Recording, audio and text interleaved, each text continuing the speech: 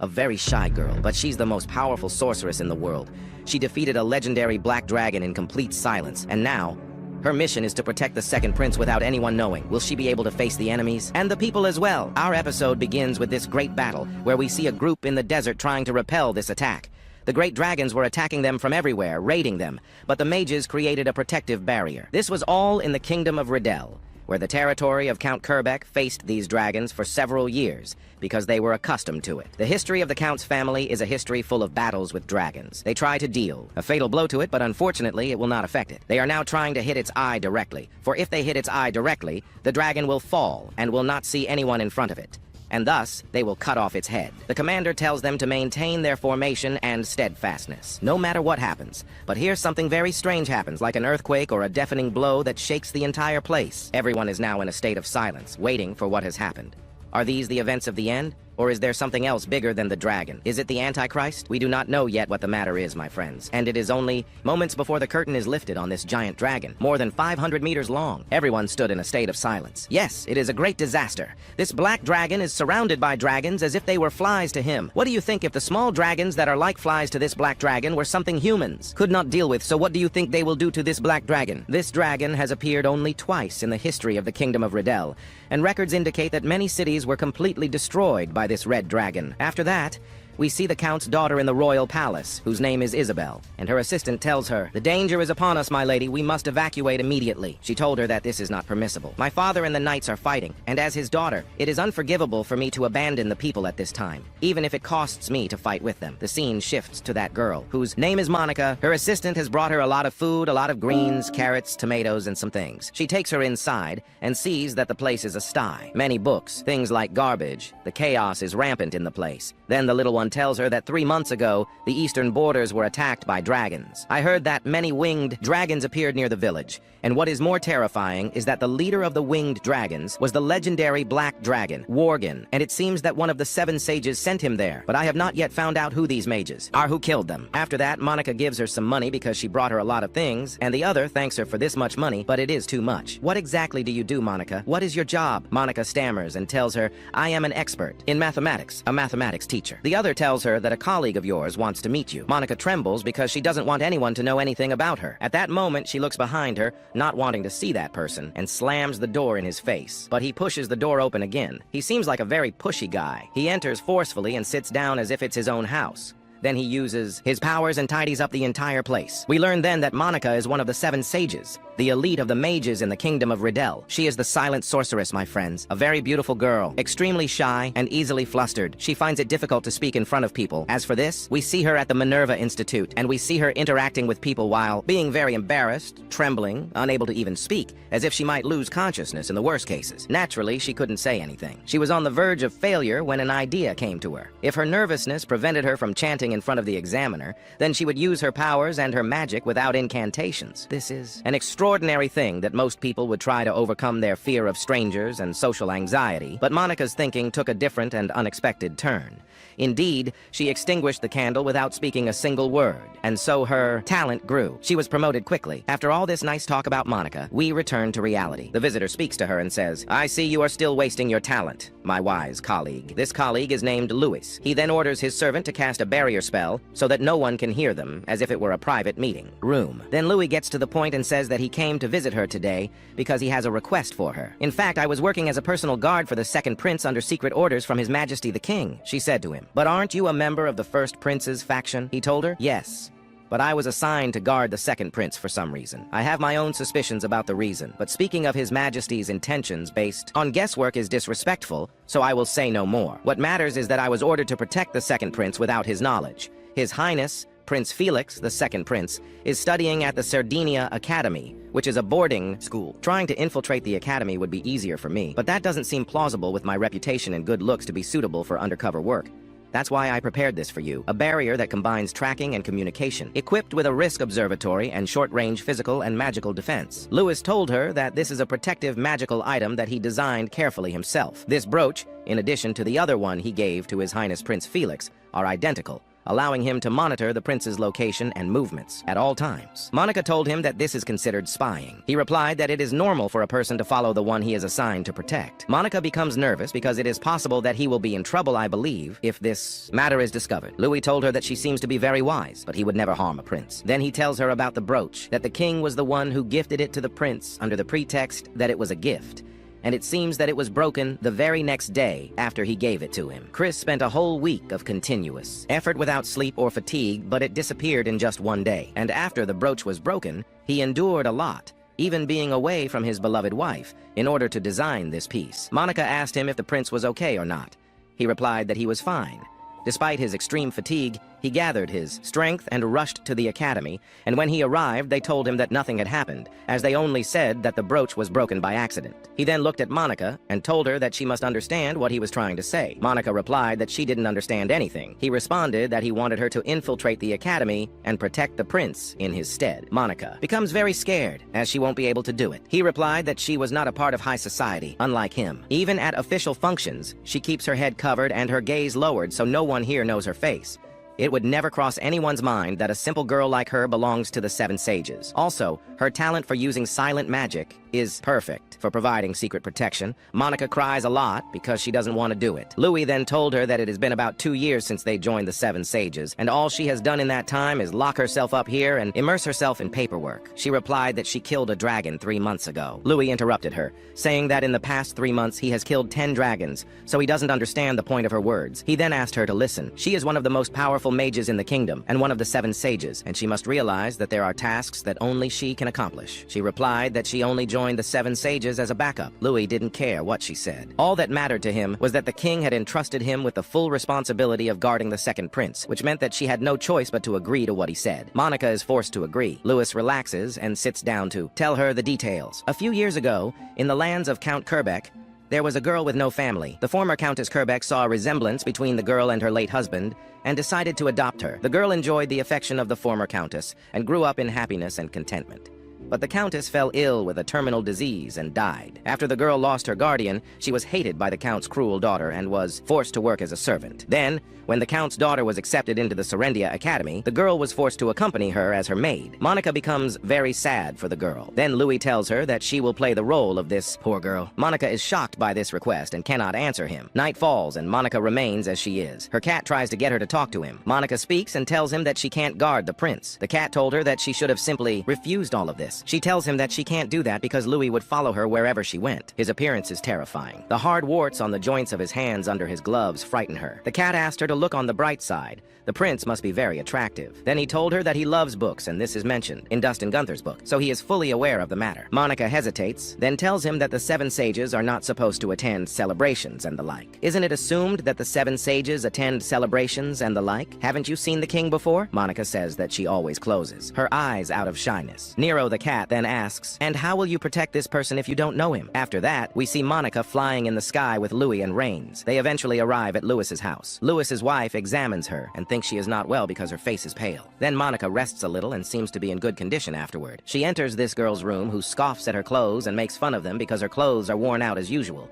She says that her name is registered among the lower classes of the Count Kerbeck family, and this is a great embarrassment to our family, and she scoffs at her with laughter. But the surprise is that this girl says that she was practicing improving her voice daily and is now practicing the voice of a wicked girl. Then this girl introduces herself. Her name is Isabel, and she is the daughter of Count Kerbeck. On behalf of my father and the people of the village, I offer you my sincere thanks for killing the Black Dragon. Lady Isabel remembers the situation before that, when the Black Dragon attacked the village and was heading towards their palace. News comes to her from this little boy that a sorceress from the royal capital has defeated the Black Dragon. She is the silent sorceress. She was able to eliminate the Black Dragon by herself, and there was no damage or any casualties. At that, she cries. At this moment, we see the green dragons enter the city and begin to destroy it. The winged dragons have come to take revenge for the Black Dragon. A large dragon stands on the palace and heads towards Isabel. It attacks her, but at the last moment, someone sends a spell at it, destroying this dragon in an instant. It then appears that it is the girl,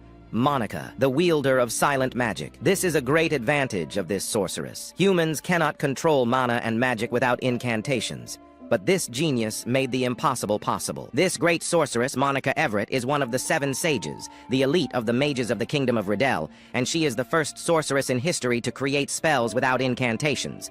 Then Monica eliminates all the dragons that were attacking the city. We return to reality once again, and Isabel says that Monica not only defeated the black dragon, but all the winged dragons as well, and she did it by herself. Moreover, she used the wind to carry the fallen winged dragons to protect the city from harm, and you disappeared without uttering a single word. I heard that you will be infiltrating Serendia Academy this time, and I will bully you again and again so that no one will suspect you. Don't worry and focus completely on protecting His Highness, please. Monica is very surprised and shocked by Isabel's words. And to this extent, our episode ends today. Wait for us in the next episode of this wonderful anime. We hope you don't miss the next episode, and for that, we ask you to subscribe to the channel and activate the bell button to receive all that is new. I hope whoever has reached the end of this video will leave a nice comment, as that makes us very happy. Thank you for watching. Our episode begins with Monica crying intensely, wanting to go back home. She's all alone here and has no one. Nero, the cat, approaches her and tries to comfort her, telling her she needs to find the person targeting the prince. Then they notice a broken flower pot,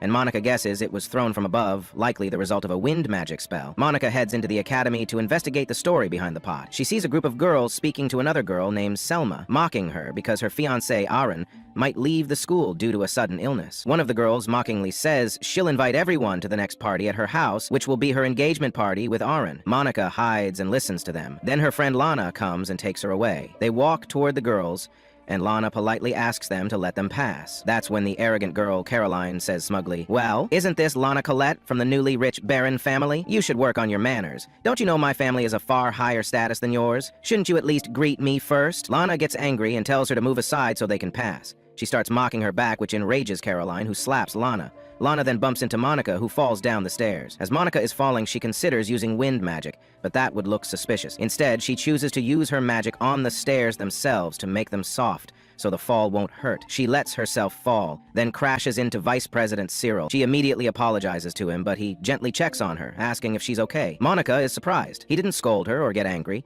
He then asks what happened. Caroline lies, saying Lana pushed Monica as a joke. Lana denies it and says Caroline hit her, which made her bump into Monica, causing Monica to fall. Caroline sneers, saying, "Lord Cyril knows I'm from Count Norn's family. Obviously, he'll believe me." Monica then thinks to herself, this is the aristocratic world. When someone powerful decides you're guilty, that becomes the truth, even if you're not. But Monica makes up her mind. She decides to speak the truth. If she stays silent and scared, like always, Lana will be hurt because of her. Monica looks at Cyril, terrified, and tells him that she tripped on her own. No one caused it. She apologizes to everyone and runs off. She heads to the piano class. Her friend tells her to come back later, but Monica asks if she can just go out onto the balcony. Monica actually enters to investigate the matter of the flower pot, but her friend doesn't give her the chance. She tells her that she's about to leave and lock up the room, and if Monica wants to reserve it, she'll need to submit a request form at the teacher's office. Monica thanks her for the tip. We then cut to Felix in his room with his friend when Monica walks in. Felix asks her if she's made any progress. Monica approaches him and tells him that she knows who the culprit is. The scene shifts to a group of girls in class talking to Selma, saying they can't believe her fiancé, Aaron, has left the school. They claim to be her friends and say they're there for her if she needs to talk, but in truth, they're mocking her. Just then, Felix's assistant comes and asks Selma to come with him. They go to Felix's office. There, Felix tells her that 2 incidents have occurred.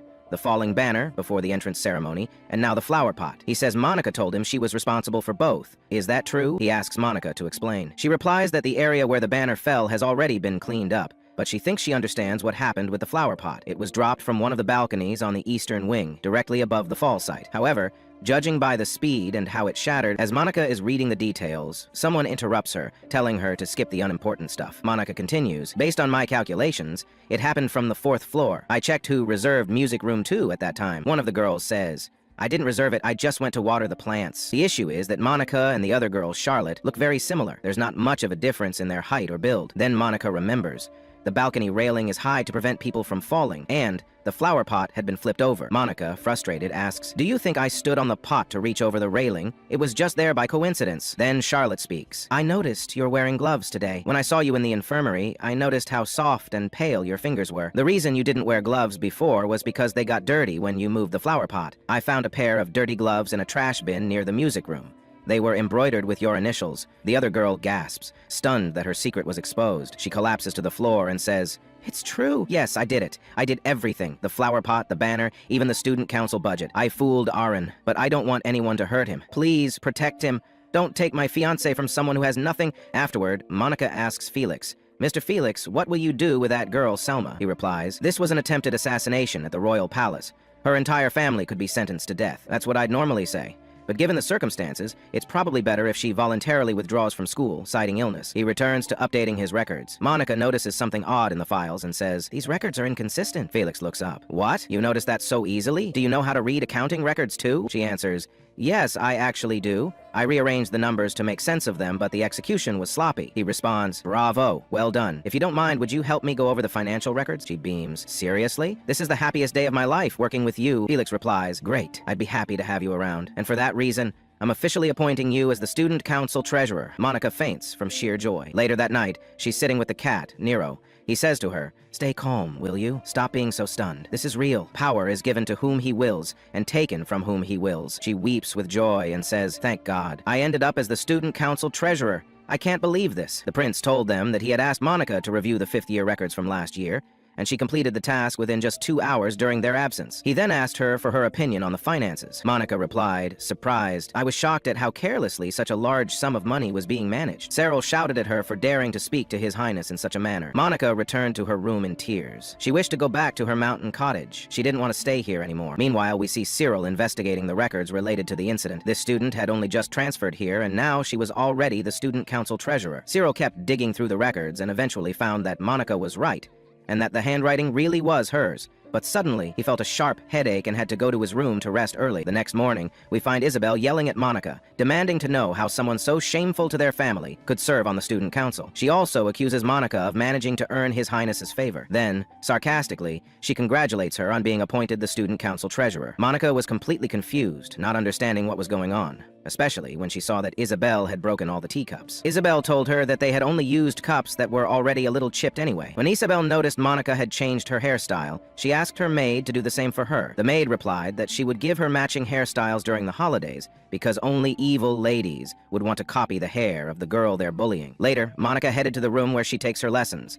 Lana entered and told her that she had heard a rumor saying Monica had become a member of the student council. Monica didn't respond. Lana then told her that she wasn't the one who pushed her down the stairs yesterday, but she did provoke Caroline. She asked Monica if she was hurt, and Monica replied that she was fine. The scene then shifts to His Highness the Prince, who gathers all the council members and asks Cyril to begin teaching Miss Monica how to perform the duties of the treasurer, starting that very day. Cyril is surprised by the request but agrees on the spot. Monica becomes very nervous and asks His Highness why Cyril specifically was chosen. The prince tells her it's because Cyril was the treasurer before becoming vice president. Monica tells him she prefers someone her own age, but the prince reassures her that Cyril will train her well. Next, we see Cyril and Monica together as he begins teaching her the basics of the job. He treats her very kindly. At one point, she sneezes from the cold, so he offers her a scarf because the room is chilly. Monica apologizes, saying that reviewing the past financial records may have added extra burden on him. But Cyril tells her it's not a burden at all, just work that had to be done, and he doesn't want her to feel nervous. "You've earned His Highness's trust by proving your competence," he says. "Your work was excellent, so hold your head high and be proud." But Monica replies, "No matter what, I just can't be proud of myself." Cyril responds, "I hate the phrase, I can't." He continues, "Regarding the incident on the stairs,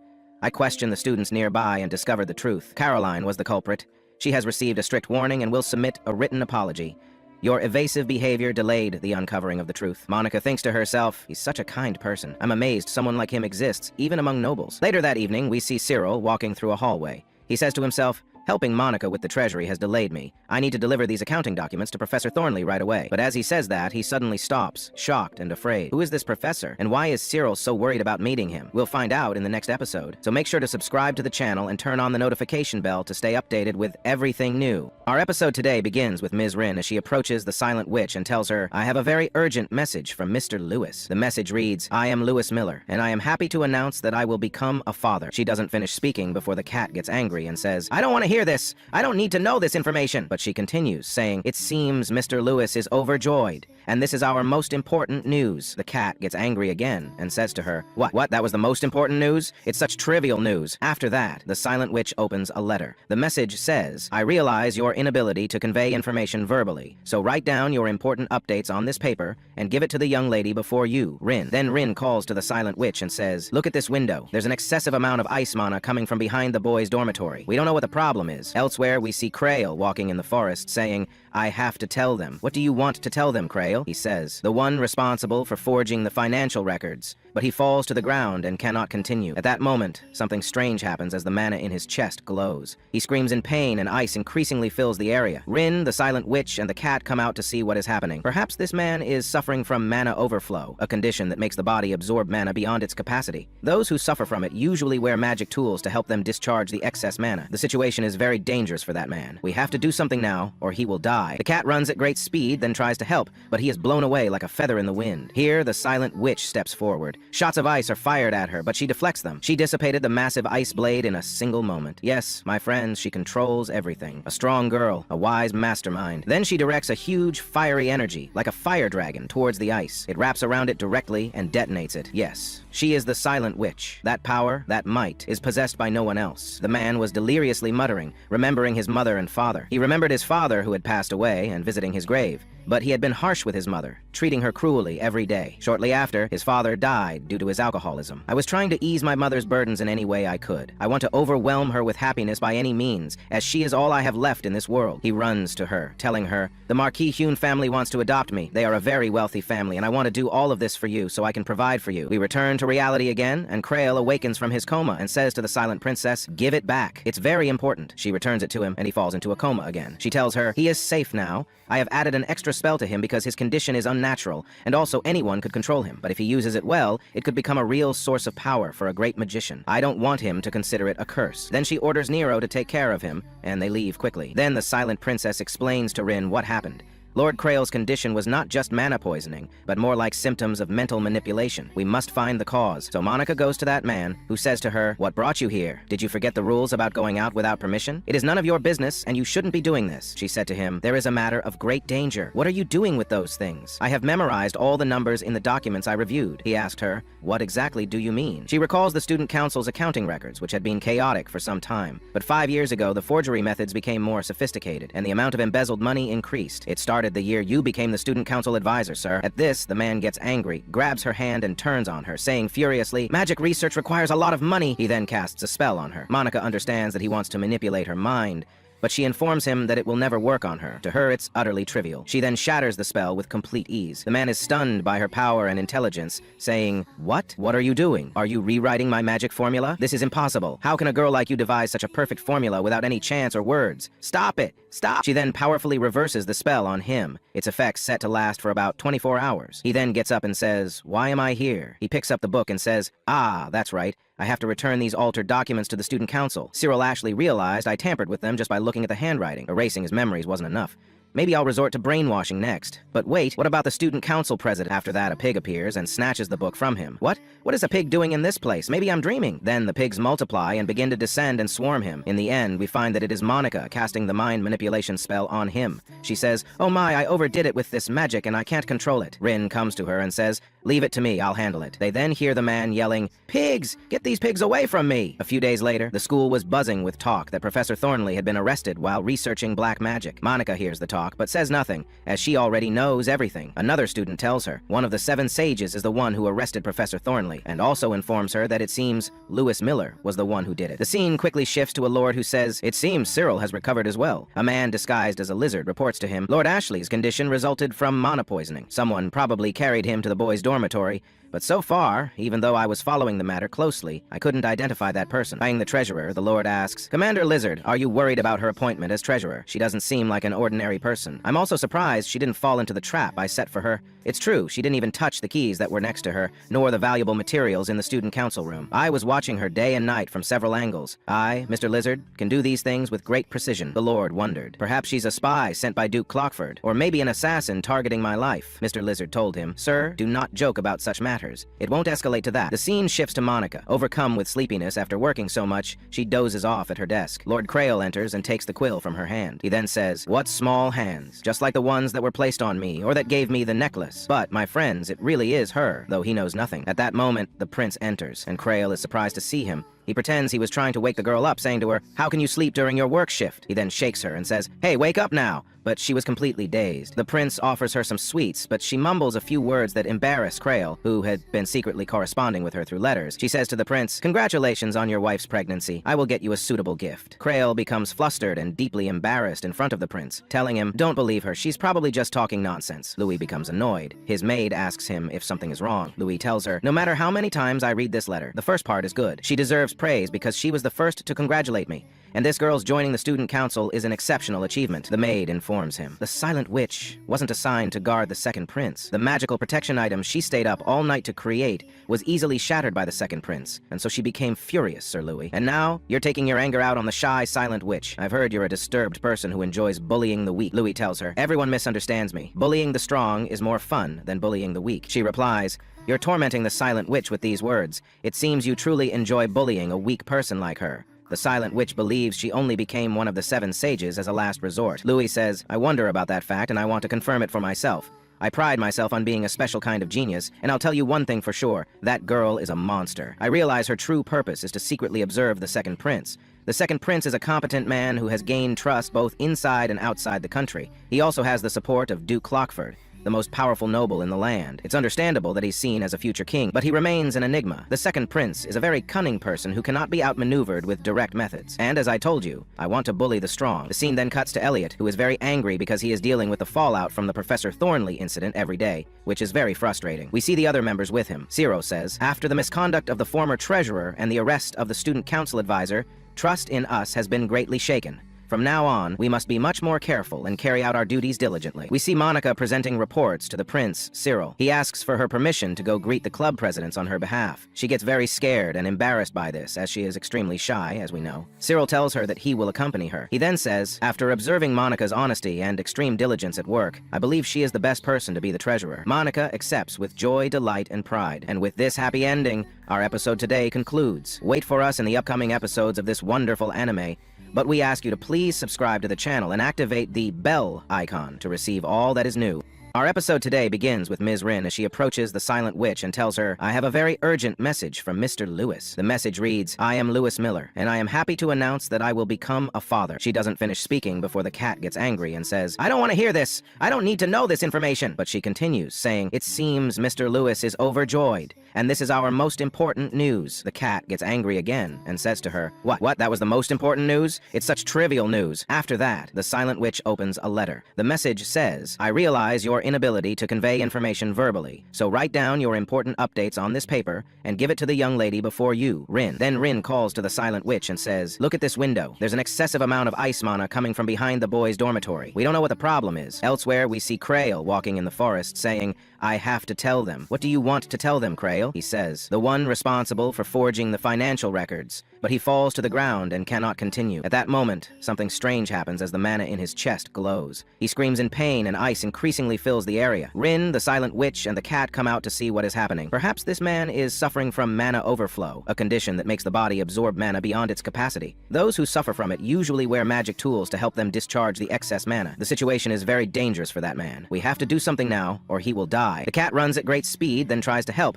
but he is blown away like a feather in the wind. Here, the silent witch steps forward. Shots of ice are fired at her, but she deflects them. She dissipated the massive ice blade in a single moment. Yes, my friends, she controls everything. A strong girl, a wise mastermind. Then she directs a huge fiery energy, like a fire dragon, towards the ice. It wraps around it directly and detonates it. Yes, she is the silent witch. That power, that might, is possessed by no one else. The man was deliriously muttering, remembering his mother and father. He remembered his father who had passed away and visiting his grave. But he had been harsh with his mother, treating her cruelly every day. Shortly after, his father died due to his alcoholism. "I was trying to ease my mother's burdens in any way I could. I want to overwhelm her with happiness by any means, as she is all I have left in this world." He runs to her, telling her, "The Marquis Hune family wants to adopt me. They are a very wealthy family, and I want to do all of this for you so I can provide for you." We return to reality again, and Krail awakens from his coma and says to the silent princess, "Give it back. It's very important." She returns it to him, and he falls into a coma again. She tells her, "He is safe now. I have added an extra spell to him because his condition is unnatural,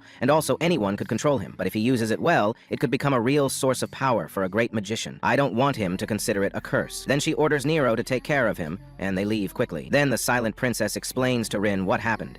Lord Crail's condition was not just mana poisoning, but more like symptoms of mental manipulation. We must find the cause. So Monica goes to that man, who says to her, "What brought you here? Did you forget the rules about going out without permission? It is none of your business, and you shouldn't be doing this." She said to him, "There is a matter of great danger. What are you doing with those things?" "I have memorized all the numbers in the documents I reviewed." He asked her, "What exactly do you mean?" She recalls the student council's accounting records, which had been chaotic for some time. But 5 years ago, the forgery methods became more sophisticated, and the amount of embezzled money increased. "It started the year you became the student council advisor, sir." At this, the man gets angry, grabs her hand, and turns on her, saying furiously, "Magic research requires a lot of money." He then casts a spell on her. Monica understands that he wants to manipulate her mind, but she informs him that it will never work on her. To her, it's utterly trivial. She then shatters the spell with complete ease. The man is stunned by her power and intelligence, saying, "What? What are you doing? Are you rewriting my magic formula? This is impossible. How can a girl like you devise such a perfect formula without any chance or words? Stop it! Stop!" She then powerfully reverses the spell on him, its effects set to last for about 24 hours. He then gets up and says, "Why am I here?" He picks up the book and says, "Ah, that's right.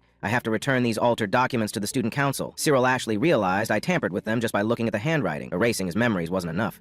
Maybe I'll resort to brainwashing next. But wait, what about the student council president?" After that, a pig appears and snatches the book from him. "What? What is a pig doing in this place? Maybe I'm dreaming." Then the pigs multiply and begin to descend and swarm him. In the end, we find that it is Monica casting the mind manipulation spell on him. She says, "Oh my, I overdid it with this magic and I can't control it." Rin comes to her and says, "Leave it to me, I'll handle it." They then hear the man yelling, "Pigs! Get these pigs away from me!" A few days later, the school was buzzing with talk that Professor Thornley had been arrested while researching black magic. Monica hears the talk, but says nothing, as she already knows everything. Another student tells her one of the 7 sages is the one who arrested Professor Thornley, and also informs her that it seems Lewis Miller was the one who did it. The scene quickly shifts to a lord who says, "It seems Cyril has recovered as well." A man disguised as a lizard reports to him, "Lord Ashley's condition resulted from mana poisoning. Someone probably carried him to the boys' dormitory, but so far, even though I was following the matter closely, I couldn't identify that person." Eyeing the treasurer, the Lord asks, "Commander Lizard, are you worried about her appointment as treasurer? She doesn't seem like an ordinary person. I'm also surprised she didn't fall into the trap I set for her.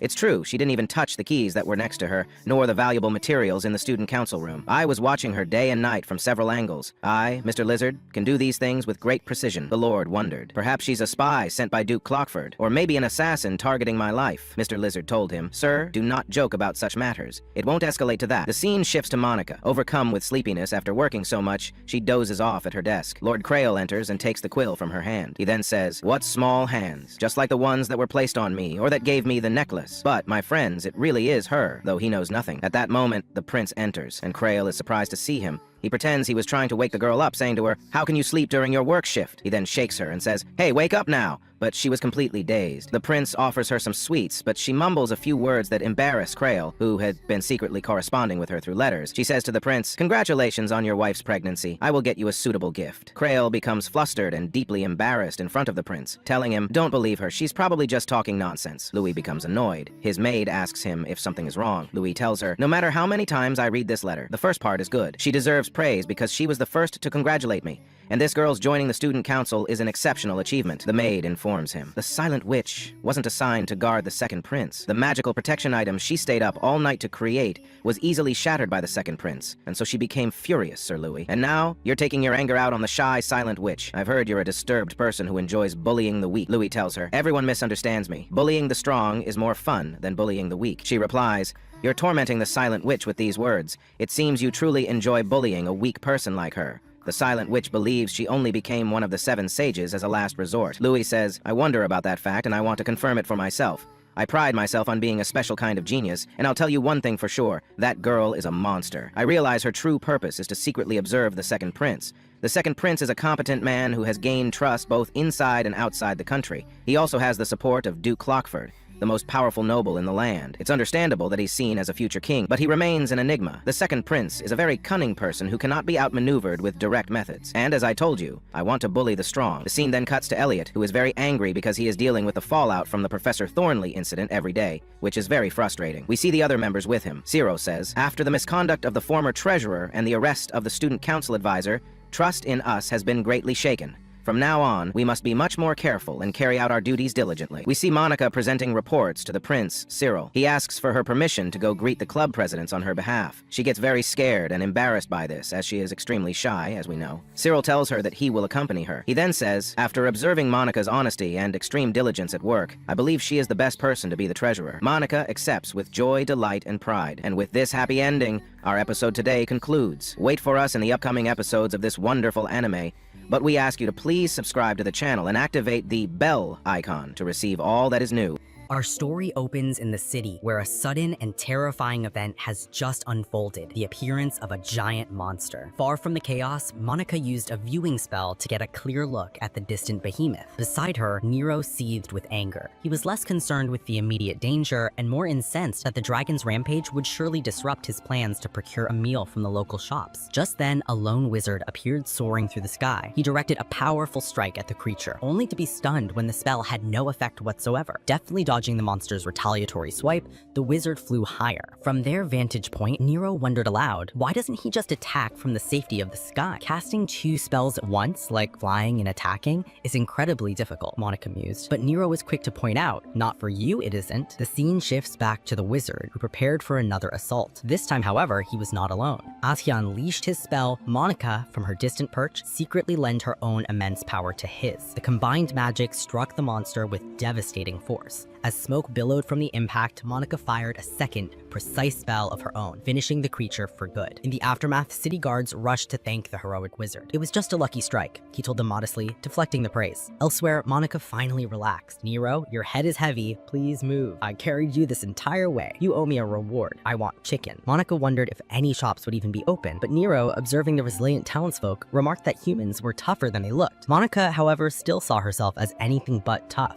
Nero grabbed her gently. Don't you notice? You're not afraid of me and my human form anymore. You're much stronger than you were before. Meanwhile, at the Serendia Academy's faculty room, a teacher was contemplating our newfound responsibility for the class of the recently arrested Professor Thornley. Her thoughts were interrupted when a staff member entered with an announcement. A new professor for magic basics would be joining them effective immediately. He introduced William, a renowned waterbite wizard. A pleasure to meet you all, William said with a polite nod. The staff member continued, listing William's impressive achievements, noting that two of his former students were none other than the Silent Witch and the Barrier Wizard, both of whom had ascended to the ranks of the Seven Sages. For his part, William found his new honorary position to be a source of profound boredom. The scene returns to Monica and her friends. Neil asked if she had chosen her elective subjects yet, but she was still undecided. The arts are among the finest pursuits for a noble, Elliot suggested. Can you play a musical instrument, Monica? When she admitted she could not, Elliot proposed that drawing might be the perfect choice. Magic is also a fine noble activity, Cyril interjected.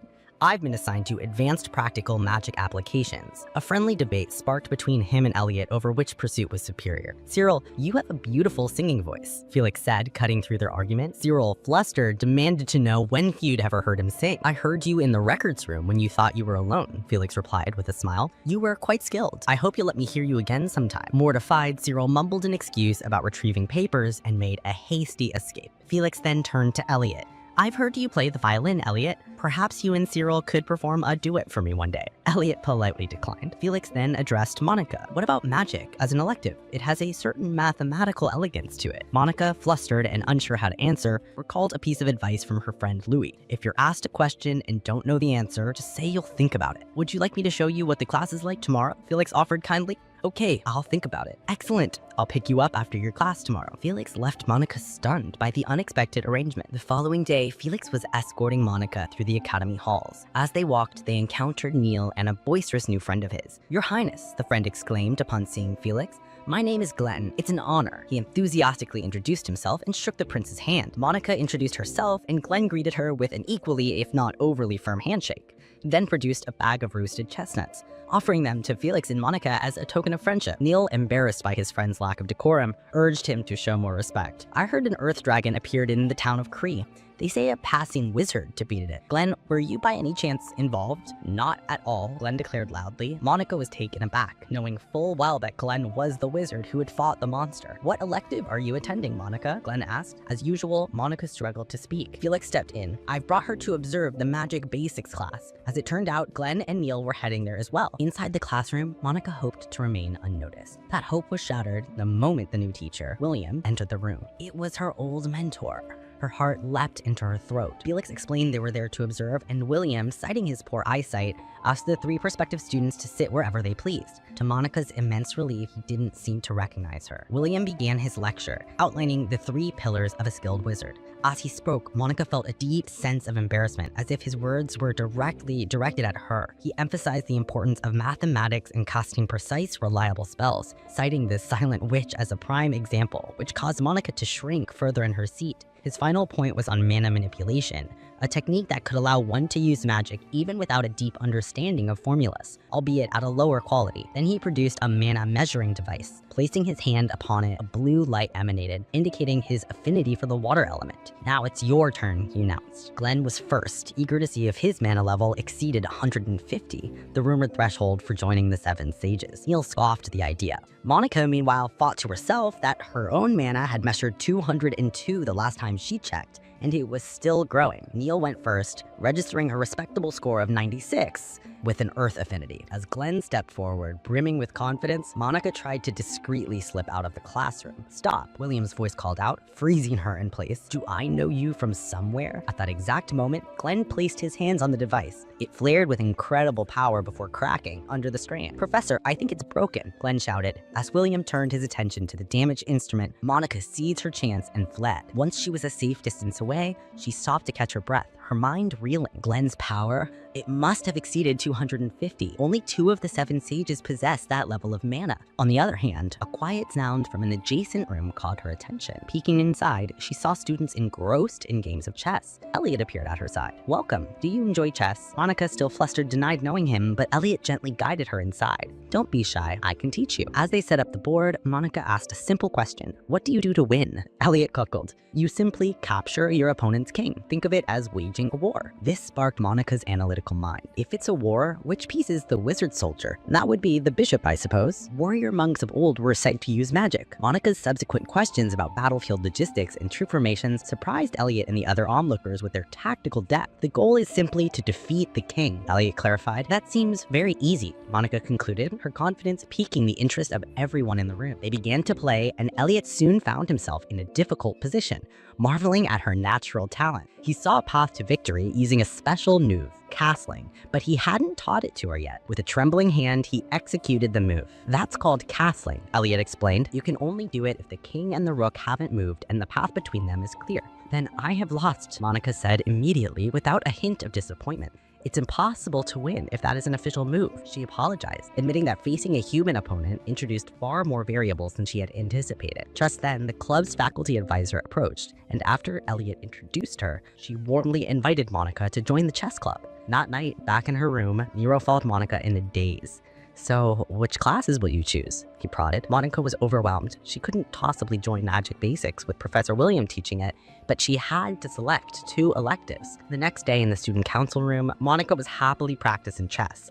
Nearby, Elliot was critiquing a drawing by Cyril. What is that supposed to be? Elliot asked. It's a bowl and a wheel, obviously, Cyril retorted, pointing to a merchant's logo. He asked Monica for a second opinion, but her hesitation was answer enough. Elliot then showed her the Abbott Company's logo, which Monica recognized instantly from the list she had seen 2 days prior. See, Cyril's bowl is missing its tail, she noted. What you're missing is drawing. You got destroyed, Elliot, teased Cyril, but at least now I know what it's supposed to look like. He then asked Monica to accompany him to meet the arriving merchants. As they walked, Elliot felt a pang of guilt for not telling Monica about the castling move beforehand. He was about to apologize when Monica suddenly stopped. That's not right, she whispered, pointing to the logo on the Abbott Company's carriages. The bull on this logo is also missing its tail. It's different from the one I saw on the official list. Realization dawned on Elliot. They're imposters. Monica, go get the guards, I'll buy some time. Monica hesitated, but Elliot stood firm. I am a noble. It is my duty to protect the common folk. As the thief advanced with a knife, Elliot prepared to fight, but Monica acted faster. She cast a spell on the carriage horses, causing them to panic and trample the would-be attackers. The carriage careened wildly, nearly colliding with Elliot, who dodged just in time. The panicked horse then galloped straight toward Monica, who froze in fear. Suddenly, a third-year student named Casey vaulted onto the horse's back with practiced ease, skillfully calming the frightened animal. With the thieves subdued and Elliot gone to fetch the guards, Monica thanked the girl for her help. Casey introduced herself and, after calming the horse again, encouraged Monica to pet it. Monica apologized to the animal, realizing she had been the one to frighten it. Casey, seeing her gentle touch, asked if she liked horses. She told Monica not to be so formal and to just call her Casey, explaining her love for animals came from her rural upbringing, even referencing an old children's song, Sam Pig. To Casey's delight, Monica knew the song well, remarking on its beautiful number sequences. Casey laughed, thrilled to have found a kindred spirit. She confessed she didn't get along with many of the other students, feeling out of place as a rural noble. She then invited Monica for a ride. A short while later, Casey urged Monica to open her eyes. Monica gasped at the breathtaking view from the back of the moving carriage. Horses are beautiful, she breathed. Would you like to join the horse riding club? The teacher says beginners are welcome, and if you join, you'll get me as a bonus instructor. Monica was hesitant, her poor physical strength a constant worry, yet she was drawn to the idea of trying something completely new. Do you really think I could learn to ride a horse? She asked, a world of possibility opening before her. Later that evening, Nero found Monica fast asleep in her bed, utterly exhausted from the day's events. He watched over her, wondering what new adventures she had embarked upon now. Our story begins in a sunlit ballroom, where Monica and Felix were dancing disastrously. Their movements were not a waltz, but a chaotic, frantic struggle that drew stunned and pitying looks from the onlookers, who murmured about the spectacle. After 10 minutes, their instructor, Sazi, her patience gone, clapped her hands sharply. Enough, she commanded.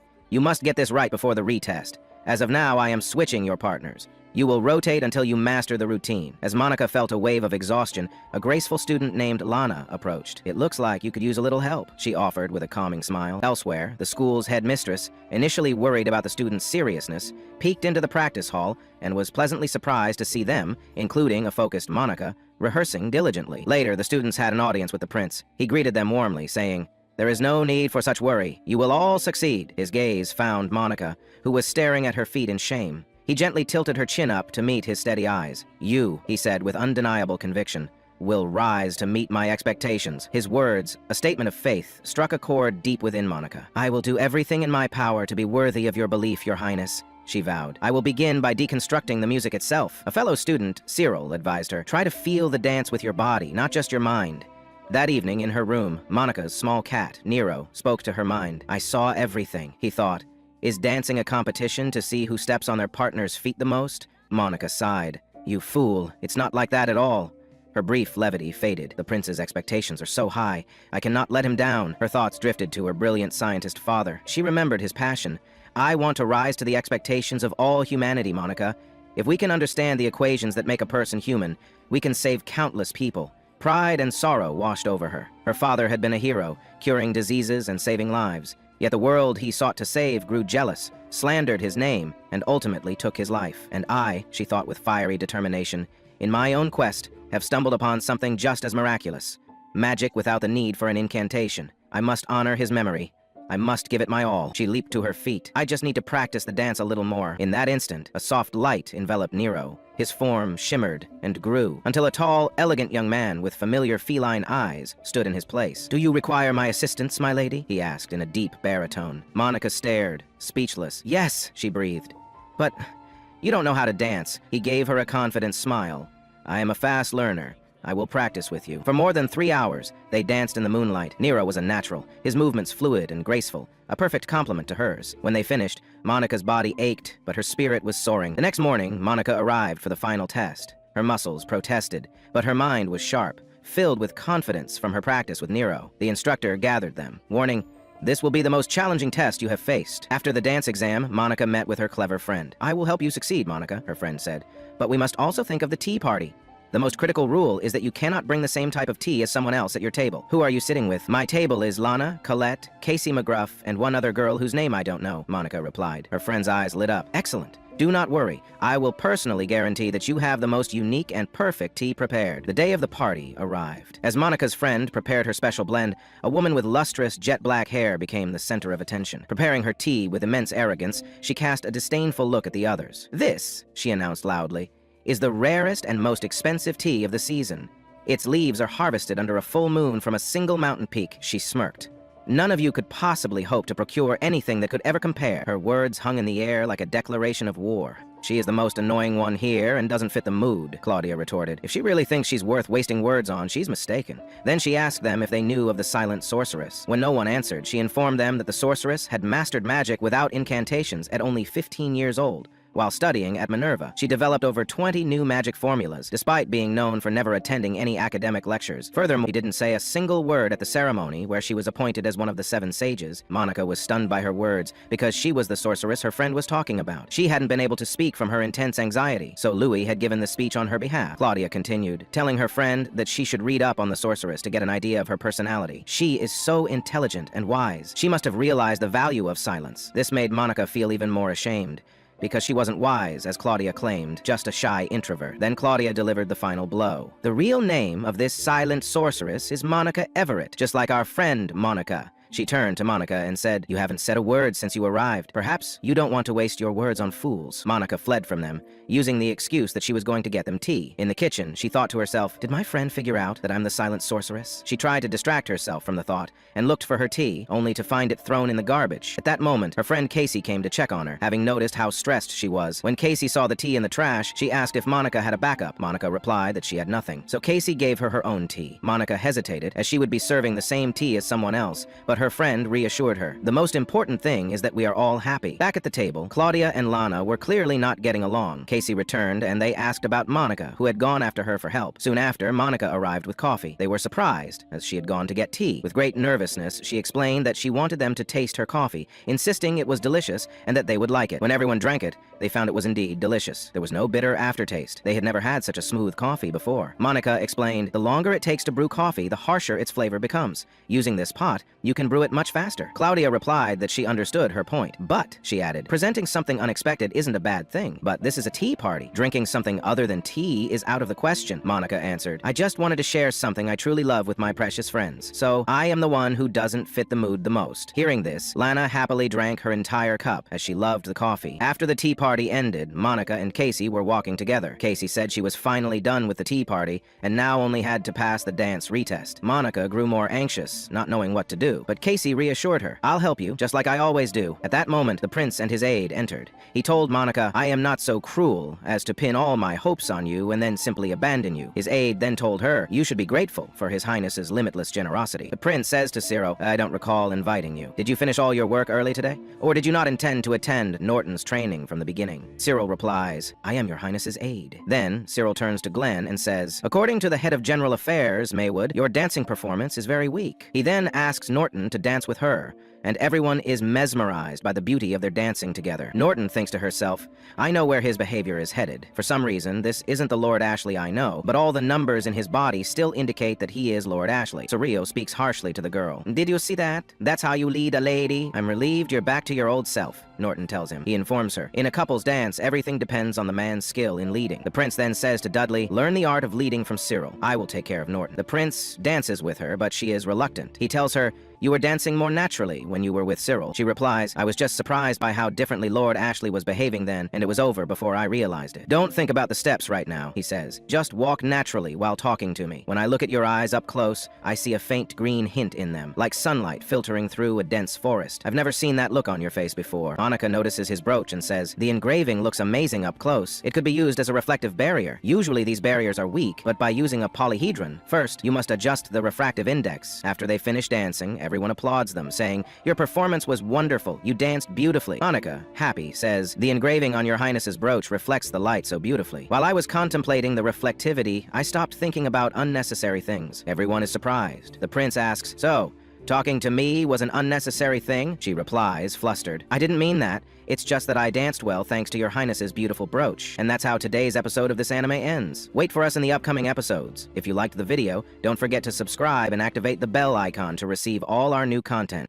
Our episode begins today with Prince Ares, who says, "It seems the one who defeated the Earth Dragon in the city of Crimea was a young traveling mage." He points to a location. Perhaps they are watching us from there. An assassin will carry out an assassination soon. We must be very careful until things pass peacefully, God willing. Elsewhere, we see the rest of the group. Monica was with them, along with Jachi, Neil, and others. They seem to be lighting a fire to grill kofta on charcoal. Finally, after they finished the grilling, which took more than an hour, they began to eat from the skewers, enjoying themselves immensely and talking about what happened at the dance competition. Professor Monica was very impressive. "I only succeeded thanks to the Lord's brilliant guidance." The prince enters and asks them, "Are you having fun?" They are surprised to see him and ask, "What brought you here?" "We're grilling meat on charcoal. Would you like to eat with us?" He informs them that they are unauthorized and therefore must obtain a license before. Neil tells him, "What license are you talking about? You're here with us and everything is fine. Here, take a skewer of meat and be quiet." The prince started eating from it and said, "Now I've become an accomplice in your crime. Don't tell anyone." Meanwhile, we see Monica after she has returned to her home. Her maid welcomes her and gives her something, but we don't know what it is. She tells her that Mr. Lewis said it is a reward for capturing Tornelli. At this, Monica thinks for a moment and then says, "I will write him a thank you letter now for sending me this gift. So please, my dear maid, step outside because it is a secret message." The maid replies, "Very well, but I also heard that you took on a mission. I heard you also dealt with an intruder pretending to be from a trading company. The defensive barrier that Mr. Louis erected around the academy is impenetrable to external attacks, but it doesn't protect against internal infiltrations." Monica comments, "Yes, but Mr. Louis must have hidden it somewhere in the academy." Her maid cleared her throat, recalling what Mr. Louis had said while leaning back in his chair. "My defensive barrier is full of deadly traps, for your information. If you think you can rephrase that, then try." Monica is shocked and says, "What is this?" Even the cat is very surprised. They had never heard of a barrier holding such murderous intent. Elsewhere, Monica goes out with some papers and sees Ashley watching her from a distance. Monica gets scared and tries to run away quickly to avoid her. But at that moment, the other girls meet her. She was a little scared of them, but they told her, "Don't be afraid. We just want to invite you to a tea party." Monica was very scared and nervous, but she thinks to herself, "I am now a member of the student council. I must attend and prove myself at this party too." Elsewhere, they go out to the garden and everyone thanks her for joining them despite her busy schedule, as the last few days had been very difficult, especially with the unfortunate accident when she fell from the stairs. She told them, "Indeed, but thank God I'm fine now." Lana is overjoyed and says to her, "Since you're okay, will you tell Lord Cyril on my behalf that it was just an accident?" Here, Monica tenses up again and thinks before saying a word. If she says it was an accident, she would ruin what Lord Ashley did for her. Therefore, I don't want to do this. They were looking at her, waiting for an answer, so they said, Drink your tea first." But everyone was watching her intently, as if waiting for something. She takes a sip of the tea and finds it bitter. "It's very bitter," she says. "Perhaps it's a different kind of tea. I must drink it all." Everyone is astonished. It seems they had put poison in it, but they say, "Impossible. We were sure she would choke on it." At that moment, the cup falls from her hand, and her vision turns completely red. She says, "What is happening? Why has my vision turned red like the color of the tea?" Then she remembers her father being burned before her eyes, how she cried tears of blood. She began to remember things she hadn't recalled before. A contemptible person comes to her and says, "Silence, you wretch. Your father ruined everything." Back to reality, Monica was babbling and had fallen to the ground with everyone gathered around her. At that moment, Ashley runs over to check if she is alive. Then she asks, "What did you make her drink?" The girl replied, "I don't know anything. I didn't give her anything. She fell on her own." Then Ashley reaches into the bully's pocket and pulls out a small bottle. "Silence," the bully says. "It's an eye drop that only dilates the pupils. Just regular eye drops. Not poison as you expect, Ashley." But Ashley tells her, "Silence, you wretch, it's poison." The other girl says to Monica, "Yes, but I didn't expect her to actually drink a full cup of extremely bitter tea." Ashley quickly performs first aid by making her vomit to expel the poison, then tells someone to bring a diluted saline solution and to call the clinic and the student council immediately. The scene shifts to Monica sleeping as the Lord places his hand on her. She murmurs, "Father." He asks her, "Do I look that old to you?" His friend tells him, "There is no need to listen to her sleep-talking, Your Highness." At that moment, Monica wakes up and apologizes. "I have caused you so much trouble. I am so sorry.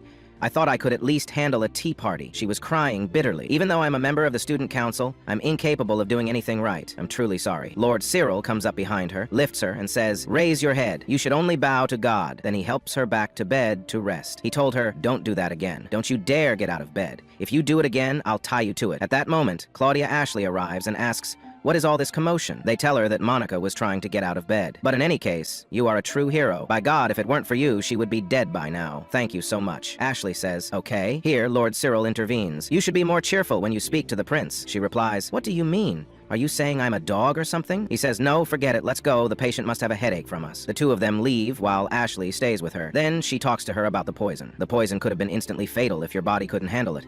But you have a very special constitution. In the end, you survived by a great miracle. It's best if you don't eat today and stay in bed. Here, they talk about whether Ashley hates her or not. Ashley tells her that she never hates her, but she doesn't like her either. Monica tells her, fine, tell me why you were following me everywhere. Ashley gets very close to her and says, because you seduced my fiancé. It's one thing for you two to be on the student council together, but for you to be practicing dancing together, I will never allow it. Monica is surprised and thinks to herself, His Highness the Prince is Lady Ashley's fiancé? What a wonder. At that moment, Monica's friends enter in a strange way, without knocking on the door. They just open it as if they were donkeys who don't ask for permission. Perhaps they should have knocked so that those inside could grant them entry, but let's continue the story. They said to her, we came to visit you. Come on, eat some meat. Your face is very pale. His other friend said, calm down, you idiot. We shouldn't offer meat to someone with food poisoning. Here, Lady Ashley does something very strange and says to them, I am Monica's friend and Neil's fiancé. Neil was standing with them and is surprised. My fiancé? What? How? Ashley quickly runs and grabs his arm. He wonders, when did this happen?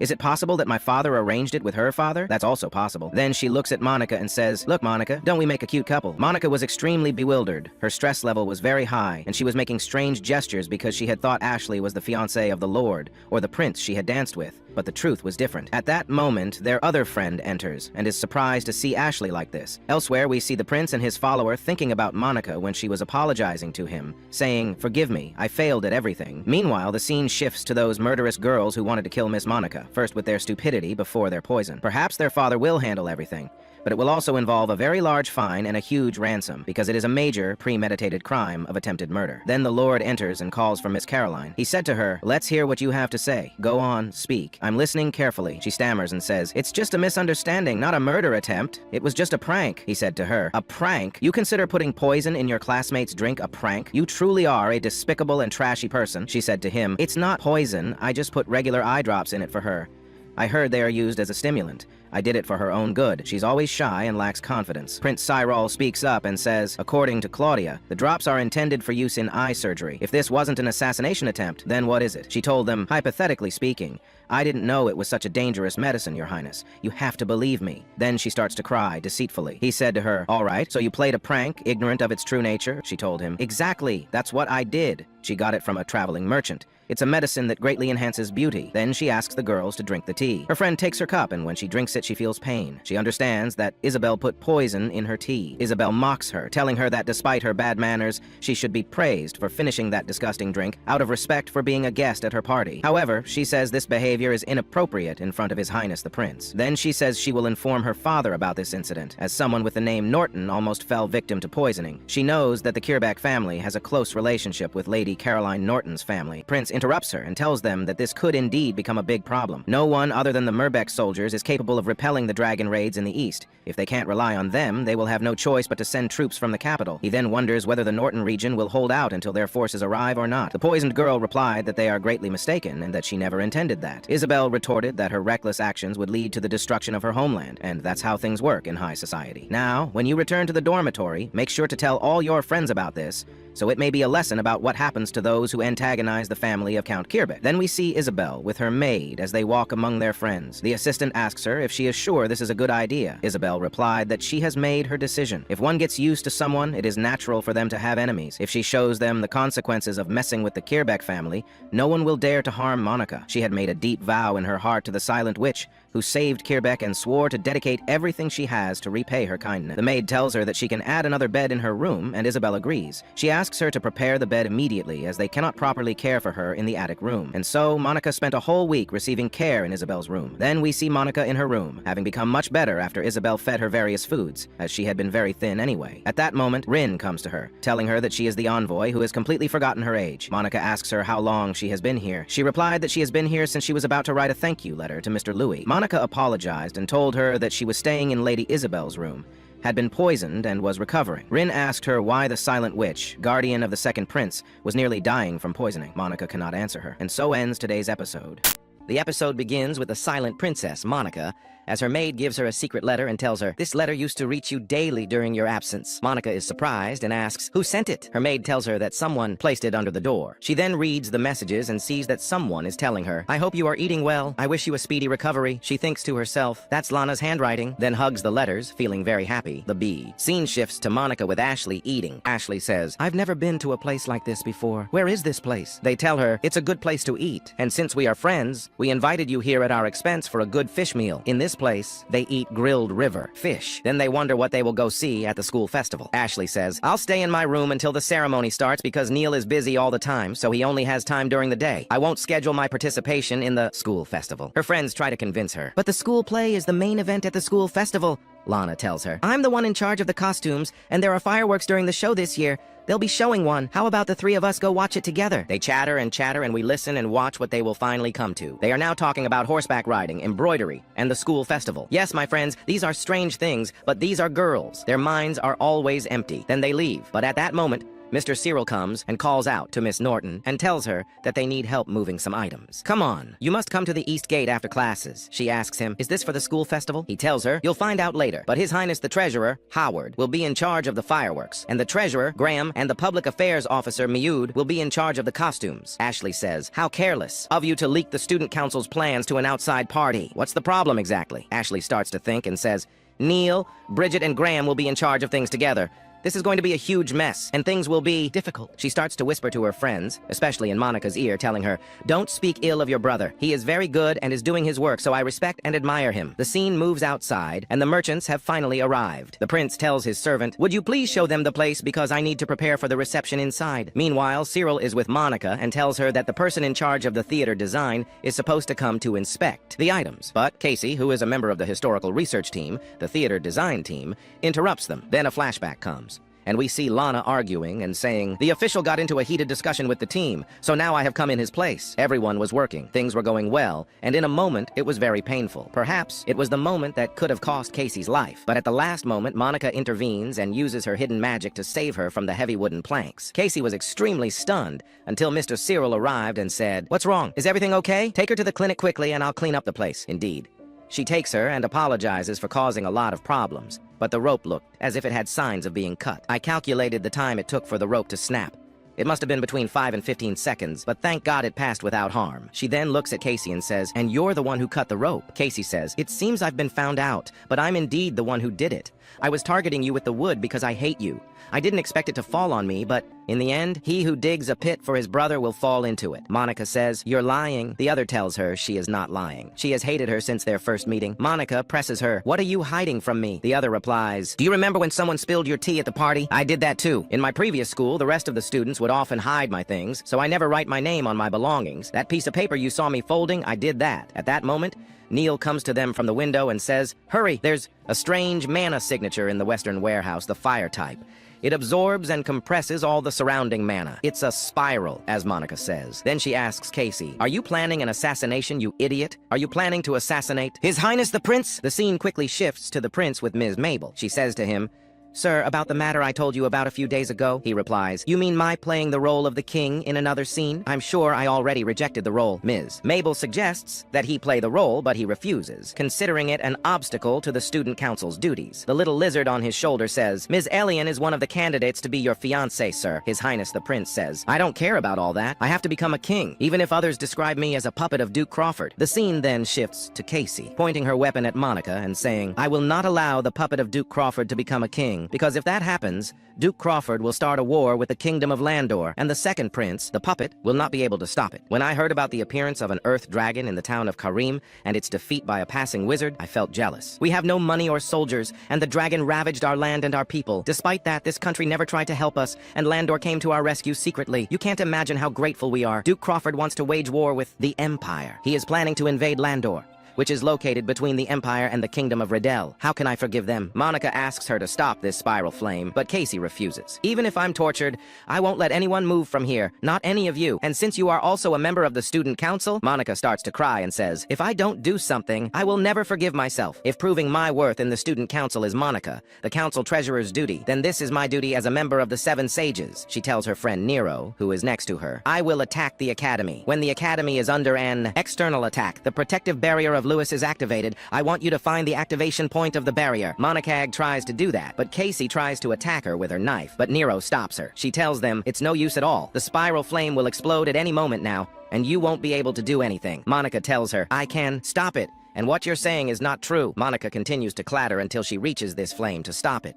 She finds the place from which the flame will ignite and says, we will reformulate it to add an anti-spiral flame formula. Monica begins to make a spell in this place, which is a pool with a water fountain in it, and suddenly Nero pulls her away quickly. It was a big trap. This poisonous tree came out and almost hit her. Monk guesses who did this trap and made the plants grow so fast and says that she is one of the Seven Sages like me, the Thorn Witch. This plant starts to attack them again, but Monica stops it this time and activates a magical gate, then opens the gate and summons the King of Spirits through it. Strong winds come out of this gate and destroy this powerful plant. Then she activates the spell on the ground and changes. The condition for activating the barrier from an external attack to an internal attack restricted to the fire type. After great effort, she is finally able to stop this spiral flame in time, and she has exhausted all of her mana to do so. Casey is shocked by this power, and because she didn't know Monica's truth, and Monica starts to cry. Casey says to her, Monica, I am a cruel criminal. I tried to kill His Highness. You must truly hate me. Suddenly, a large attack like a meteor descends from the sky and falls to the ground, and we find that the one who landed is Lewis,